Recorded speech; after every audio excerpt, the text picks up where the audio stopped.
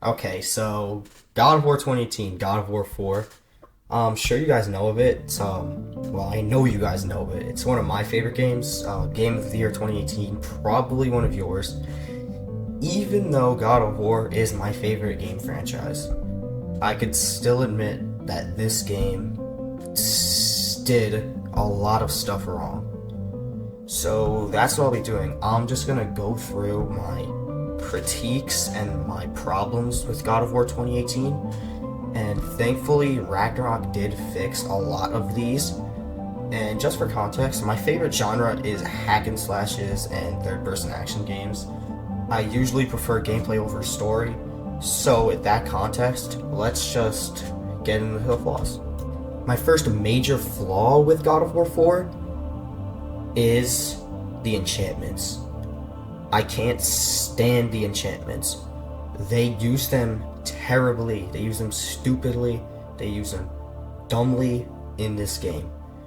When I first played 2018, I didn't really even pay attention to the enchantments, but on a recent playthrough I probably did maybe 5 or 3 months ago, I tried to engage with this system. I just really did not enjoy doing so.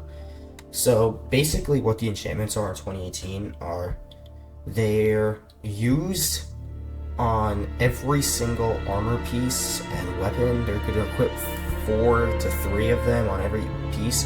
What they do is they give very minor buffs to your weapons or armor. Very, very minor. Some of them just give not even buffs, but just reduce the amount of days, which is a status effect, that you will get from specifically Dark Elves, which is just way too specific, and you're not going to just equip that when you get into what's the Elf realm, the Elf realm. With that being the case, there's just an insane amount of them. There's duplicates of them sometimes. There's basically an infinite amount of these enchantments. You'll basically never run out of them because you can't run out of them. You can't sell them, which is really annoying because you just have a big amount of them and you can't do anything useful with them. They're not all that useful in combat. They don't add that much. And you're just going to be navigating through all these menus just to fully max out your axe with just stupidity, with just +3 strength, which is not all that useful. Most of them is just that. They're just small, stupid little buffs that are not doing much. They're just little +3s on your status, on your stat bar. And like I said, there's just an infinite amount of them. You're just not gonna run out. Thankfully, Ragnarok did fix this system. So in Ragnarok, you're given an amulet by Freya. So it's an amulet, you upgrade it through just finding the upgrades for the amulet, basically. And the amulet, when it's fully upgraded, could hold up to 9 enchantments. But what I like about just using the 9 enchantments is you're not going to have just all these stupid buffs, you're not going to be need to equip of it. And it's also more strategic in this one too, because they're giving you actual useful buffs, like you're doing more stun damage, or your throws or your grabs doing more damage, which is very useful if you're trying not to die. If you're playing Gimme God of War, you're just not gonna want to die, so you're gonna use that because it's very useful. More throw damage or grab damage, but they're just fixed. They're not as bad as 2018. I actually really like them in Ragnarok because I think they add more to the combat. They add more customization, like useful customization, like if you want more burn damage or something like that. So how they work in this one is they still give those stat buffs, but everything in Ragnarok is increased, so they're probably still going to give the same amount as they did in 2018, because you're going to get like maybe +16 from some of them, +16 strength or vitality or something like that.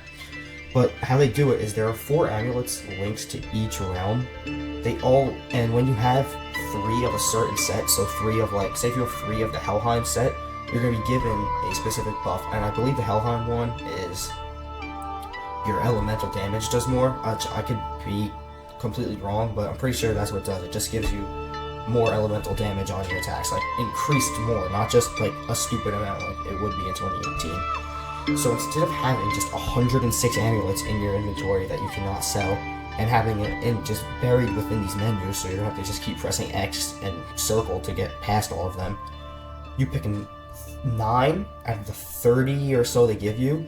Plus, they have like certain rage amulets that do different things to your rage. And this menu, it's just its own dedicated amulet menu, so you don't have to go through 6 different menus to get it. You just click the one you want, leave, and it's just like that. My second flaw with this game is the armor. This is kind of a 2-in-1, but the armor in general, I just kind of don't like. And I'm not gonna be one of those people that say I don't think armor belongs in God of War, because they could implement it really well, but in 2018 they just don't. My first thing is with it is they just look terrible. Most of them look really bad. They look really shit. And I'm not talking about Kratos' redesign. I actually really like Kratos' redesign. It's one of my favorite designs for Kratos in general. But I'm talking about the individual armors. And really the only armor I do find good is the base armor, like the survival, or no, exile in this game, the exile set, which is the base one, and the Valkyrie armor, and I think that looks pretty cool, but even then it's really kind of nothing compared to the Ragnarok ones. The other thing I don't like about the armor is the rarities. I couldn't give a single reason why there are Fortnite rarities in a God of War game. It just doesn't make sense to me. Why am I picking up common, uncommon armors when I could just pick up one and use it? Which, that's why I'm talking about this, because Ragnarok did fix these. In Ragnarok, the armors just generally, they just look better. Most of the time, they all look somewhat visually appealing. I would use some of them, most of them, because they all look decent. And if you really wanted to in Ragnarok, you could use the early game armors from start to finish, because instead of just being rarities that you just throw out the armors during the early game once you get a new one, you could upgrade the first set of armor you get, the survival set. You could upgrade that, and you could still fight Odin and have a really good chance. I mean, it's not that particularly hard, but you could still progress relatively well just by upgrading the first set. So instead of just trashing every armor you get, you could actually just pick the ones that you want, either if they look good or if they have really good stats, and just use them throughout the game, because the early game armors still are really good. I mean, the late game armors are still going to be better, obviously, but the early game ones, they're not bad. Like, you don't just trash them, you could actually get use out of them later in the game, not just in the early game. These next two flaws kind of go hand in hand. These are probably the most criticized things about God of War 4, God of War 2018. It's the lack of enemy variety, the lack of good bosses, and the lack of, the repeated bosses. God of War 2018 probably has around 7 to maybe 9 enemy types, which is just not enough. There's 5 realms in this game, and they all look completely different from each other. And just seeing the same 4 enemy types, like the Draugrs, in every single location is kind of jarring. You're gonna tell me that the Draugrs are in Midgard and in Muspelheim. They're completely 2 different looking realms. They should pick one realm. And they can be repeated. Some enemies definitely can be repeated, but like having most of one enemy type in 3 different locations is just kind of lazy, and I don't really like it that much. It's just really annoying. Not annoying, it's just lazy, really. And I know Santa Monica was kind of struggling to even get this game on foot, which is crazy because it did end up being Game of the Year. But I just don't like the enemies in this game. Well, they're good design, there's not enough of them. Which makes it even more annoying, because the enemies are really well designed, there's just not enough of them. They could definitely design more enemies. So, the other point of this is the bosses. The bosses are really not that good. The Baldur fights, the first fight with Baldur particularly, is amazing. And especially on Gimme God of War, it's one of the most fun I've had fighting a boss. But every single boss after that is kind of lackluster. The Dragon boss is nothing special, especially compared to even Ragnarok, but especially compared to the other bosses of this series. You go back and play even God of War 2, it has some of the craziest bosses. Just the opening boss, the Colossus of Rhodes, one of my favorite bosses ever. It's just so much fun to fight, and then you throw this colossal boss, which is just kind of throwing red things into its mouth. It's kind of boring and repetitive. But one thing Ragnarok did is it fixed both of these problems. Ragnarok added so much more enemies. There's 3 or even 4, maybe even 5, 6 different unique enemy types for every single realm. And yes, there are repeated enemy types, but there's definitely just enough. There's enough unique ones for every realm that just make them all the realms feel different. You're fighting different enemies when you go to the different realms, which I really like. And the bosses in Ragnarok. Bosses in 2022 were just something else. Elden Ring obviously came out, and God of War Ragnarok, which has some of my favorite bosses.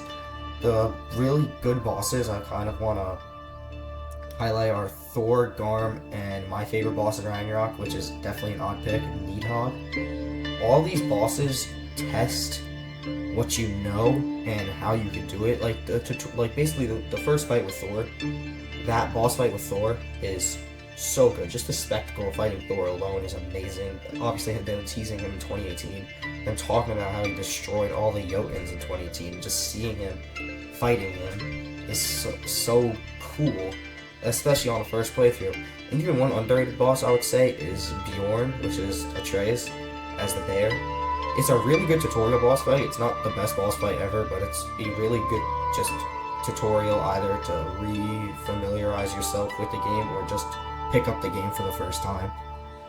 But Garm and Nidhogg, those are the 2 colossal bosses per se. I wouldn't really say Nidhogg is one, but Garm definitely is, and I really like fighting Garm because what it does is forces you to do really nice parries, because you can't just jump over his sweep attacks like you could in the original games, which that's another just whole other conversation that I'm not getting into. But you have to parry every single different sweep attack, which is just a fun thing to do, because it's also, if you want to know how to parry in God of War Ragnarok, I'll just suggest doing a manual save for that mission and going into there, because that's the best way to learn the parry windows for Ragnarok. But that's not what I'm talking about right now. I'm talking about how it's just fun to fight in general. And Nidhogg is my favorite because it's testing every weapon, and I don't really usually like color-coded bosses, but when you see the sigil, Freya's shouting at you to throw ice at it so you can freeze him, get some hits in, or even burn the trees or something around him, which I really like how they did that. All the bosses in Ragnarok test your skills, either elements, parries, just pure melee, dodging and stuff. But in 2018, the only one that does that is the final Baldur fight, and I don't really like the final Baldur fight. It's just a color-coded fight most of the time where you can only hit him with the axe or hit him with the blades. It's just not very fun to fight. The only good boss I would say in 2018 is the first Baldur fight. And I do know that the trolls, they're definitely repeated. There's multiple trolls, the ones in Tyr Temple and the Bridge Guardian. Yeah. Those are the only trolls that are supposed to be bosses. The first boss fight in quotations, is supposed to be a mini-boss. I believe it was Cory Barlog. He did some interview, and he did say that the first troll boss fight is a tutorial or just a mini-boss, and that's what they're meant to be. But they're treated as bosses in the game. If they're a mini-boss, they'd be thrown in as much as the Cyclopses are in the original God of War, and they're just not. And when we're talking about enemy variety, back to that. When you add the Greek enemies into Valhalla, it just adds so much more to it, because you have even some of the best Greek enemies in God of War Ragnarok, because that's what the DLC is. It's bringing some Greek things to God of War Ragnarok, whether it be Greek Kratos or the Greek enemies. And most of them still do fight like the regular enemies, but a lot of them have their preserved movesets, which is really good. They're just different. They're different from the Norse enemies. They're just their own thing, which I really like about how the bosses or enemies are handled in Ragnarok and its DLC. Now, a problem that I have with both, or just new God of Wars in general, is that they're generally slow. The games start out slow with 10 to 7 minute prologues, which get really annoying to do on replays, which that's why I just have manual saves in front of them when I want to replay them. Just go right to the combat instead of just wasting my time on rewatching all of these cutscenes and doing these walkie-talkies over and over again. And that's the biggest thing with the new God of Wars is just the amount of walkie-talkies and walking you're doing. If they added a skip, or if you're able to skip these walkie-talkies, it would just be better, and that's just a suggestion for the next God of War. Even in the Resident Evil 4 remake, they let you skip the really short elevator rides. They're not even a minute long, and they still let you skip them, which I find really amazing because there's nothing like that in God of War. They don't even add cutscene skipping until the New Game Plus update comes out, which is another just thing with games right now in general. Spider-Man 2's deal or New Game Plus is taking way too long to come out. But back to God of War, they added New Game Plus 6 or 5 months after the game came out, and that came with cutscene skipping. And I feel like doing it like that is just not how you should do it. Cutscene skipping should just be in the game, because once you finish it, if you want to play it right after, you don't want to keep watching these cutscenes. And it's just with God of War, really. Most other games just allow cutscene skipping right from the very first playthrough if you want to. I would never do that, but it's still an option if you just don't care about the story. Now, just some general nitpicks is 2018 just has an excessive amount of runics. It does add more customization, but I feel like just having that much you don't need that. But in Ragnarok, you just have a smaller but way better selection of runics, and even turning some runics into just regular attacks, which that's what they should do. Runics were not this in runics. Replace just special attacks with upgrades, and you get upgrades by weight. Another thing is just the health stones. I don't know why these health stones issues noticed like God of War or the Devil May Cry, because they just haven't combat. You're on fire, Kratos! And yeah, you can use them strategically, but I feel like the combat just didn't and that's pretty much it that I definitely hard, but none of it is like really major. Those are just the first things that I think of when I think about flaws with the team. And thanks to Ragnarok, but